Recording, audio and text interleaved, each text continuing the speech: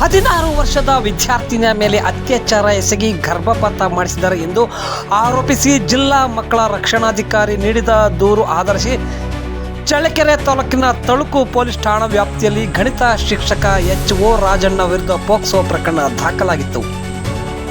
ಪ್ರಕರಣ ದಾಖಲಾಗುತ್ತಿದ್ದಂತೆ ಚಳ್ಳಕೆರೆ ತಾಲೂಕಿನ ಬಂಗಾರದೇವರಹಟ್ಟಿ ಸರ್ಕಾರಿ ಶಾಲೆಯ ಗಣಿತ ಶಿಕ್ಷಕ ಎಚ್.ಓ. ರಾಜಣ್ಣ ಪರಾರಿಯಾಗಿದ್ದರು.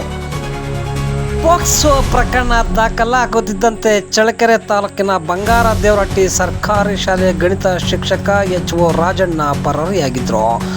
ಆತ ವಿಷ ಸೇವಿಸಿ ಆತ್ಮಹತ್ಯೆ ಮಾಡಿಕೊಳ್ಳಲು ಯತ್ನಿಸಿದರು ಎಂಬ ಮಾಹಿತಿಯೂ ಸಹ ತಿಳಿದು ಬಂದಿತ್ತು. ಅಪ್ರಾಪ್ತ ವಿದ್ಯಾರ್ಥಿನಿಯ ಮೇಲೆ ಅತ್ಯಾಚಾರ ನಡೆಸಿರುವ ಸಂಬಂಧ ಪೋಕ್ಸೋ ಪ್ರಕರಣಕ್ಕೆ ಸಂಬಂಧಪಟ್ಟಂತೆ ಆರೋಪಿ ಶಿಕ್ಷಕ ಎಚ್.ಓ. ರಾಜಣ್ಣನ ಪೊಲೀಸರು ವಶಕ್ಕೆ ಪಡೆದಿದ್ದಾರೆ.